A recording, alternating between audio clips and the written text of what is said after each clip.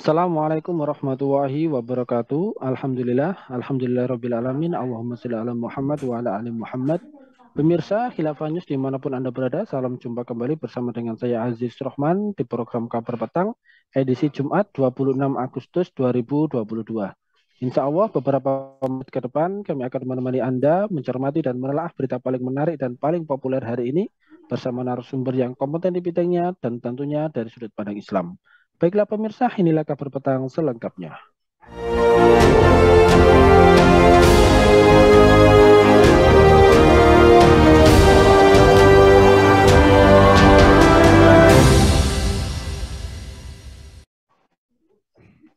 Pemirsa, kewenangan Lembaga Pengawas Internal Kepolisian, yaitu Divisi Profesi dan Pengamanan Propam Polri, bakal dipreteli karena disebut sebagai sangat powerful, sehingga cenderung disalahgunakan untuk melindungi anggota polisi yang dalam tanda petik nakal, menutup-nutupi kasus kejahatan hingga merekayasa, kata Komisioner Kompolnas Albertus Wahyu Rudanto.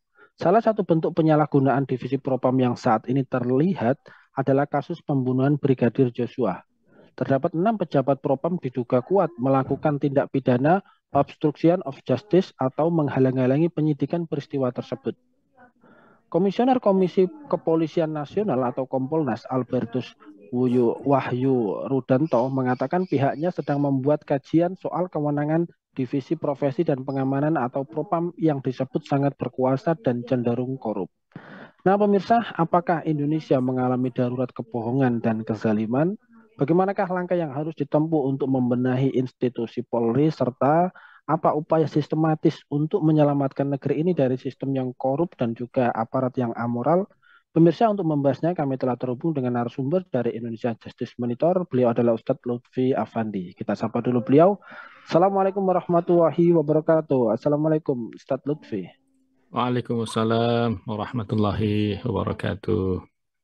Alhamdulillah, bagaimana kabarnya nih Ustadz? Sehat Ustadz? Alhamdulillah khair, baik-baik, alhamdulillah. Alhamdulillah, baik Ustadz. Ini kan kalau kita melihat ya, kasus peristiwa pembunuhan Brigadir J oleh Verdi Sambo ini semakin menegaskan ya dari pernyataan sebelumnya oleh Habib Rizik Syihab ya, bahwa kebohongan demi kebohongan di balik sebuah kasus ini satu persatu mulai terungkap. Bahkan kasus ini mengungkap banyak fakta lain, diantaranya terkait ada judi online yang konon katanya nilainya puluhan triliun rupiah. Dan tak jarang judi online ini melibatkan sejumlah oknum aparat kepolisian, bahkan menurut pemberitaan juga ada indikasi pejabat tinggi kepolisian yang terlibat.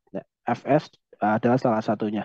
Nah, melihat dan mencermati hal tersebut, apakah ini juga mengkonfirmasi apa yang pernah disampaikan oleh Habib Rizik Syihab bahwa negeri ini sedang darurat kebohongan? Mohon penjelasannya, Ustadz. Ya, baik, terima kasih. Jadi tentu tidak berlebihan ya kalau kemudian misalnya Habib Rizik Syihab itu menyebut bahwa negeri ini sedang mengalami darurat kebohongan begitu. Jadi bukan hal yang berlebihan karena dan bahkan boleh jadi begitu ya berbagai macam kejahatan yang melibatkan oknum aparat diantaranya dan itu tertutupi gitu selama ini dan dinampakkan dengan kasus FS atau Verdi Sambo ini bisa jadi hanya sebagian kecil saja begitu. Jadi seperti apa? Seperti fenomena gunung es gitu yang terlihat itu hanya ujung tetapi boleh jadi di bawahnya itu lebih besar lagi begitu. Yang nampak hanya sebagian kecil begitu. Dan mungkin saja masih banyak kejahatan lain yang kemudian melibatkan oknum aparat begitu ya, yang kemudian tidak diketahui oleh publik, tidak diketahui oleh masyarakat begitu. Sebagai contoh misalnya, nah ini bukan rumor sih, ini fakta begitu ya. Apa namanya kasus misalnya apa di Karawang itu ada kasat narkoba itu ditangkap karena justru jadi bandar narkoba begitu. Dan juga bukan rumors, misalnya backing judi, apakah judi konvensional ataukah judi online itu kemudian ada sebagian yang misalnya dibackingi oleh oknum aparat misalnya, ada juga misalnya hiburan malam dan seterusnya begitu. Yang tentu publik itu awalnya mungkin hanya sekedar menduga, mengira gitu ya, atau bisa jadi dikatakan rumors, tapi setelah sekian banyak terungkap ya belakangan ini, terutama misalnya ketika kasusnya Verdi Sambo ini mencuat, maka boleh jadi publik tidak hanya sekedar menduga-duga, tetapi ada semacam dugaan kuat begitu ya. Walaupun tentu kita tidak mengatakan seluruhnya, tetapi ada oknum ya aparat yang kemudian terlibat dalam apa namanya proses tersebut begitu. Jadi saya ingin mengatakan tentu tidak berlebihan kalau kemudian Habib Rizik Syihab menyebut ini sebagai darurat apa kebohongan begitu, karena banyak sekali fakta-fakta yang tidak diketahui oleh masyarakat, ditutup-tutupi atau tertutupi selama ini, tapi faktanya itu terjadi. Demikian, Bung. Ya, baik. Lantas kemudian, ini kalau kita mengikuti ya pemberitaan dari kasus terbunuhnya Brigadir J, yang kemudian penetapan Verdi Sambo atau FS sebagai tersangka pembunuhan berencana Brigadir J, ini ada satu fakta yang menarik ya kalau kita mengikuti pemberitaan tersebut, yakni adalah harta tersembunyi dari beberapa oknum petinggi kepolisian. Nah, melihat dan mencermati tersebut ini Ustadz, apakah hal tersebut ini mengindikasikan ya bahwa ada semacam industri hukum di tubuh kepolisian? Ini seperti apa ini tanggapan dari Ustadz melihatnya? Ya, industri hukum itu kan simpelnya begini ya, adanya jual beli hukum dalam proses hukum gitu ya. Ya ini Ya, keuntungan yang didapat oleh taruhlah kita sebut oknum aparat dari sebuah proses hukum. Misalnya kasus narkoba itu jelas kejahatan, narkoba itu jelas kejahatan. Bandarnya harus ditangkap dan diproses hukum gitu. Tetapi ada kalanya ada oknum aparat yang mengetahui ada aktivitas peredaran narkoba, mengetahui bandarnya begitu ya, tetapi dibiarkan begitu saja gitu. Malah yang terjadi ada misalnya sebagian oknum aparat yang memberikan jaminan keamanan dengan kompensasi setoran dengan jumlah tertentu. Nah, itu yang disebut dengan industri hukum itu gitu diantaranya. Contoh yang lain misalnya di perjudian, prostitusi dan kejahatan-kejahatan yang lainnya. Nah, kembali ke pertanyaan tadi, apakah terdapat indikasi adanya industri hukum ya di tubuh kepolisian misalnya? Tentu kita tidak bisa pungkiri bahwa ada oknum ya aparat yang menyalahgunakan tadi jabatannya dan kewenangannya untuk memperkaya diri sendiri ya serta gengnya atau kelompoknya begitu. Masyarakat itu kan melihatnya simpel ya. Masyarakat itu kan melihat sederhana. Misalnya begini, berapa sih gaji aparat itu? Ya, lalu kemudian jika ada aparat yang kaya raya luar biasa padahal gajinya itu hanya kecil misalnya, maka masyarakat itu akan melihat gitu ya bahwa ini patut diduga nih ada penyalahgunaan jabatan dan kewenangannya ya untuk memperkaya diri sendiri itu. Nah, jadi memang ini complicated ya. Mungkin ada permasalahan itu karena tadi tidak layaknya gaji dari para aparat penegak hukum sehingga kemudian ada langkah-langkah yang mereka lakukan yang menyalahgunakan wewenang dan jabatannya kira-kira begitu. Nah, jadi kalau kembali ke pertanyaan apakah ada indikasi industri hukum ya tanpa mengeneralisasi ya faktanya kita lihat ada oknum-oknum aparat yang kemudian melakukan penyalahgunaan jabatan dan kewenangannya dan diduga kuat misalnya kasus Verdi Sambo itu membuka mata sebagian orang walaupun ini dalam proses penyelidikan begitu ya lebih lanjut bahwa beliau misalnya menjadi backing judi dia menjadi backing judi online, menjadi backing narkoba dan seterusnya gitu ya. Ini yang harus diungkap ya. Justru masyarakat itu ingin tahu gitu ya. Betulkah kemudian terjadi demikian. Jadi justru kalau kemudian Polri ingin berbenah maka menurut saya ini harus diungkap gitu ya, agar publik mengetahui karena mereka itu digaji dari uang publik, dari uang masyarakat gitu. Demikian, Bang. ya baik. Kemudian ini Ustadz, ini kalau kita melihat perjalanan dari pemberitaan kasus pembunuhan Brigadir J, ini para netizen dan juga masyarakat ini dipertontonkan atau diperlihatkan bahwa seolah-olah kasus tersebut ini penuh dengan kebohongan, rekayasa, dan drama.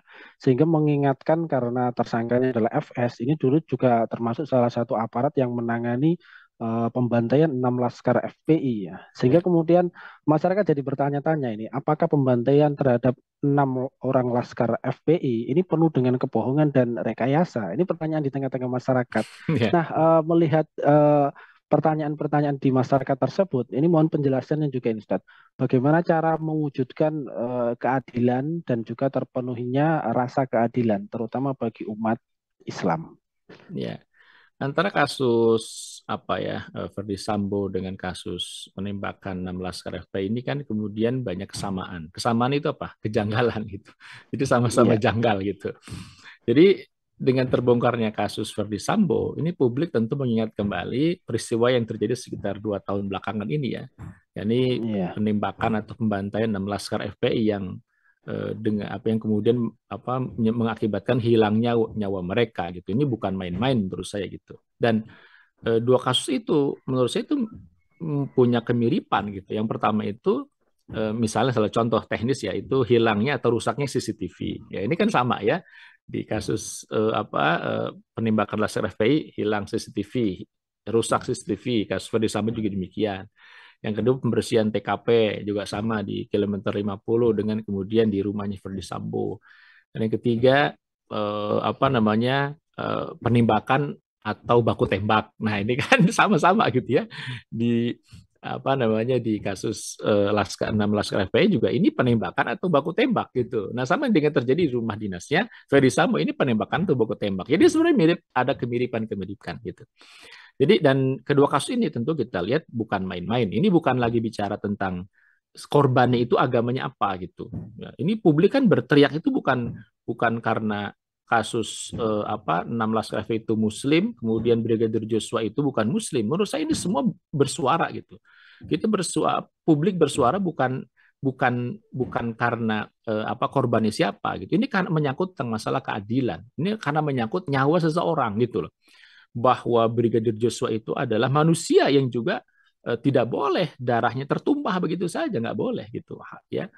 Apalagi kemudian 16 Laskar FPI yang jumlahnya lebih banyak. Nah maka menurut saya jika Polri ingin berbenah, maka sebaiknya sampaikan secara jujur dan terbuka gitu tentang apa sebenarnya terjadi pada peristiwa kilometer 50 itu. Sehingga jangan sampai ada perlakuan yang berbeda gitu. Ini ya bisa kita bayangkan terhadap anggota Polri saja itu sudah direkayasa. Korbannya itu anggota Polri. Itu kemudian ada pihak ya termasuk pejabat tinggi Polri yang kemudian merekayasa kasus ini ya Pak Ferdi Sambo itu gitu. Nah, apalagi kemudian terhadap rakyat biasa gitu. Nah, jadi jangan sampai ada perlakuan yang berbeda dan yang lebih melukai rasa keadilan masyarakat itu adalah pelaku penembakan 16 Laskar FPI itu kan hanya diungkap eksekutornya saja gitu. Tanpa diungkap misalnya siapa otak di baliknya gitu, otak intelektualnya itu siapa gitu. Ini kan baru di level rendah gitu ya eksekutornya. Nah ditambah lagi penembaknya juga divonis lepas gitu. Ya, jadi tidak dihukum, jadi divonis lepas. Ini kan yang semakin menambah mengusik ya rasa keadilan dari masyarakat gitu. Nah karena itu menurut saya agar tercipta keadilan di masyarakat maka Polri ya ini harus bicara jujur dan transparan gitu ya. Mencoba mengungkap bukti baru ya karena sudah diponis ya harus diungkap tuh bukti baru atau novum pada kasus kilometer 50 sehingga terungkap siapa otak intelektualnya dan sehingga tentu kita bisa melihat ya para pelakunya itu ya eksekutornya dan kemudian otak intelektual di baliknya itu dikenakan hukum dengan hukuman yang setimpal gitu. Demikian Mas. ya baik. Lantas kemudian ya ketika kita sekolah ataupun ketika kita belajar, kita kan diberitahu ya bahwa bohong atau dusta termasuk perbuatan tercela ya. Bahkan umat Islam semuanya juga sepakat bahwa bohong atau dusta itu adalah perbuatan tercela dan haram hukumnya. Nah, lantas kemudian jika kebohongan ini dilakukan oleh para penguasa dan juga para aparat penegak hukum, ini bahayanya seperti apa ini akibatnya? Bisa dijelaskan, Ustaz? Ya, jadi seperti tadi disampaikan, kita tahu tentang bohong, dusta itu perbuatan dosa dan perilaku yang sangat tercela ya. Dan menurut saya ini bukan hanya dicela di dalam Islam, tapi juga oleh semua agama begitu ya. Tentu dalam Islam lebih tegas lagi ya. Sabda Nabi SAW, beliau bersabda, wa innal kadhib yahdi ilal fujur wa innal fujur yahdi ilal nar, gitu. Jadi jelasnya dalam Islam dikatakan wa innal kadhib, dan sungguhnya dusta itu yahdi ilal fujur, mengantarkan kepada perbuatan dosa, wa innal fujur, dan perbuatan dosa itu yahdi ilal nar, dia akan mengantarkan kepada neraka. Naudzubillah itu. Nah, apalagi atau terlebih lagi dusta itu dilakukan oleh pemimpin kepada rakyatnya, gitu. Penguasa kepada rakyatnya. Ini pasti dosanya lebih besar lagi, gitu. Ya, kenapa? Karena korban atas kebohongan para pemimpin, para penguasa itu adalah semua rakyat yang jumlahnya puluhan juta, bahkan bisa jadi ratusan juta orang, gitu. Jadi kalau kemudian seorang kepala keluarga bohong terhadap keluarganya, nah korbannya ya beberapa orang, gitu ya. Ketua RT bohong, korbannya puluhan orang, ratusan orang. Ketua lurah, camat bohong, bupati bohong, jumlahnya lebih banyak lagi. Nah, kalau seorang pemimpin tertinggi, misalnya seorang kepala negara berbohong atau berdusta, maka korbannya itu pasti jauh lebih banyak lagi. Itu yang kemudian menyebabkan bahwa dosa seorang pemimpin, dustanya seorang pemimpin itu dosanya jauh lebih besar lagi, gitu. Nah, itu yang pertama, begitu ya. Jadi harus betul-betul diwaspadai, begitu ya. Bohong itu bukan cuma sekedar dosa bohong, tapi berbohong kepada siapa, kepada berapa banyak dia berdusta, gitu. Dan itu kita tahu bahwa bohong atau dusta itu juga sangat dekat dengan kezaliman, gitu ya. Bahkan bohong atau dusta termasuk salah satu tindakan kezaliman, ya. Dan yang lebih zalim adalah membuat kedustaan atau kebohongan terhadap agama, gitu ya. Membuat kedustaan, kebohongan terhadap agama. Jadi apa? Mendustakan Allah, mendustakan Rasulullah. Dengan apa? Dengan cara menghalalkan apa yang diharamkan Allah atau mengharamkan apa yang dihalalkan Allah. Nah, ini yang kemudian kedustaan yang paling zalim, ya, kedustaan yang paling berat, yaitu dosanya itu ketika mendustakan Allah dan Rasulnya. Allah Subhanahu wa taala menghalalkan sesuatu, dikatakan haram. Allah mengharamkan sesuatu, lalu dibilang halal. Ini kedustaan, gitu. Kebohongan yang luar biasa ini dosanya, gitu loh. Ya, misalnya Allah Subhanahu wa taala mengharamkan khamr. Lalu khamr itu dilegalkan. Nah, ini kedustaan terhadap Allah dan Rasulnya. Allah mengharamkan riba. Tetapi kemudian riba dilegalkan. Nah, ini kedustaan terhadap Allah dan Rasulnya, gitu. Nah, sangat banyak kalau kita lihat ya ayat Allah, firman Allah yang mengancam orang yang mendustakan Allah Subhanahu wa taala dan Rasulnya. Di antara firman Allah Subhanahu wa taala, a'udzubillahi minasyaitonir rajim, wa la taqulu lima tasifu alsinatikumul kadhib hadza halalun wa hadza haramun.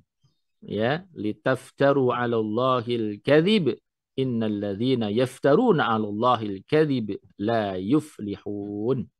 Ya. Jadi janganlah kalian mengatakan terhadap apa yang disebut-sebut oleh lisan kalian secara dusta. Wala taqulu lima tasifu alsinatikumul kadhib hadza halal wa hadza haram. Nah, ini halal, ini haram. Ya, untuk mengada-adakan kebohongan terhadap Allah, padahal yang dibilang halal itu haram, yang dibilang haram itu halal, gitu. Litaftaru 'ala Allahil kadhib. Ya, ini untuk mengada-adakan kebohongan terhadap Allah Subhanahu wa taala. Innal ladzina yaftaruna 'ala Allahil kadhib la yuflihun. Ya, sungguh orang-orang yang mengada-adakan kebohongan terhadap Allah, ya, maka mereka pasti ya tidak akan memperoleh keberuntungan, gitu. Jadi jelas sekali bahwa yang namanya kebohongan itu merupakan dosa yang sangat besar, apalagi kalau kebohongan dilakukan oleh penguasa, oleh para pemimpin, dan apalagi kalau kemudian kebohongan mereka itu adalah berbohong mendustakan Allah Subhanahu wa taala dan Rasul sallallahu alaihi wasallam. Demikian. Ya, baik, Ustaz. Kan ini kalau kita melihat ya kondisi di negeri kita, ini kan selain darurat kebohongan, ini negeri kita juga sesungguhnya sedang darurat di bidang kezaliman dan juga ketidakadilan ya. Dari kasus FS ya, kita juga bisa melihat ya betapa sulitnya memperlakukan hukum yang tegas dan adil kepada para aparat yang melanggar hukum. Apalagi di kasus tersebut ya korbannya ini aparat ya. Coba sebagaimana yang sedikit Anda singgung tadi, Ustaz, aparat saja yang menjadi korban itu seperti itu. Bagaimana kemudian rakyat biasa. Nah, lantas kemudian berkaca dari berbagai macam hal yang terjadi di negeri ini, kira-kira apa upaya sistematis yang wajib kita lakukan untuk menyelamatkan negeri kita tercinta ini? Ya, baik. Terima kasih. Jadi upaya untuk mewujudkan keadilan ini itu tentu bukan perkara yang mudah ya, tetapi juga bukan perkara yang mustahil tentunya gitu. Dulu misalnya ketika Rasulullah SAW diutus oleh Allah ya menyampaikan risalah Islam, yaitu kondisi masyarakat itu sangat-sangat jahiliyah ya, itu bukan hanya mereka menyembah berhala, tapi juga perzinahan di mana-mana, lalu kemudian khamr di mana-mana, berbagai macam kejahatan itu terjadi ya. Dan saat itu Rasulullah SAW itu sendiri, dan itu bisa bayangkan tuh bagaimana kondisinya saat itu gitu. Nah, tetapi yang konsisten dilakukan Rasulullah SAW adalah dakwah gitu. Nah, ini yang kemudian patut kita contoh, kita tiru dari Rasulullah SAW. Bagaimanapun kondisinya saat itu, berbagai macam kezaliman terjadi saat itu, yang tidak pernah yang tidak pernah dihentikan oleh Rasulullah SAW adalah aktivitas dakwah. Walaupun banyak pihak yang menghadang aktivitas dakwah ya, yang memusuhi Rasulullah SAW, tapi Rasulullah SAW tetap istiqomah menyampaikan dakwah. Jadi yakni upaya untuk mengajak umat Islam, ya umat manusia saat itu untuk masuk Islam dan mengamalkannya dalam kehidupan. Jadi poin pertama adalah kalau kita ingin merujuk mencontoh Rasulullah SAW adalah dakwah.